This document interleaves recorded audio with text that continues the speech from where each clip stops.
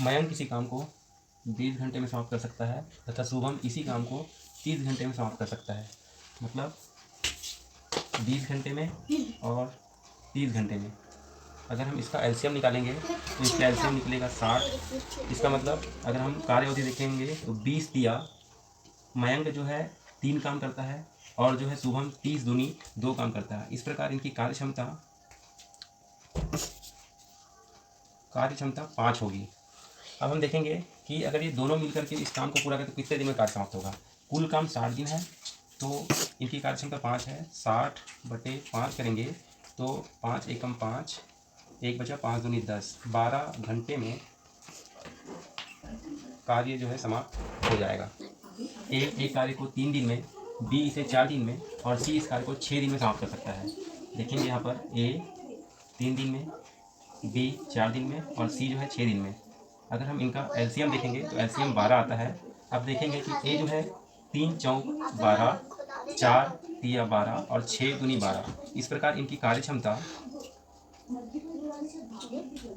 4 3 7 और 2 9 है।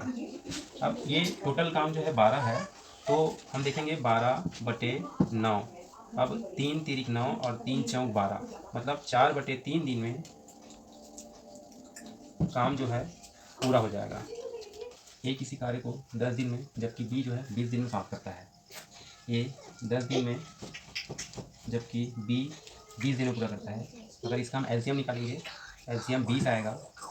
अब हम इसकी कार्य क्षमता देखेंगे कि 10 दूनी 20 और 20 एकम 20 मतलब ये एक दिन में 3 काम कर रहे हैं और इनके पास में टोटल 20 काम है।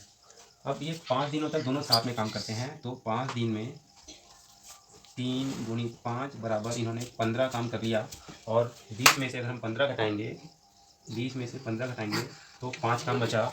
अब जो है इसकी बी की कार्य क्षमता 1 दिन की है तो 5/1, 1 पंचे 5 तो बी जो है 5 दिन में इस कार्य को पूरा कर। ए किसी काम को 20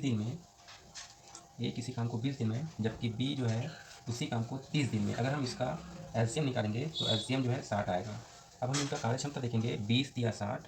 ए जो है 3 काम करता है जबकि 30 दूनी 60 ये 2 काम करते हैं। इस प्रकार दोनों देखें तो कुल 5 काम करते हैं। अब हम देखते हैं कि बी ने 10 दिन तक काम किया है, अकेले काम किया है तो बी ने कितना काम किया।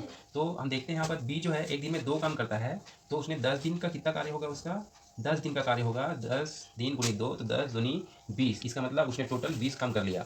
अब कुल काम तो 60 थे, अगर 60 में से 20 काम उसने कर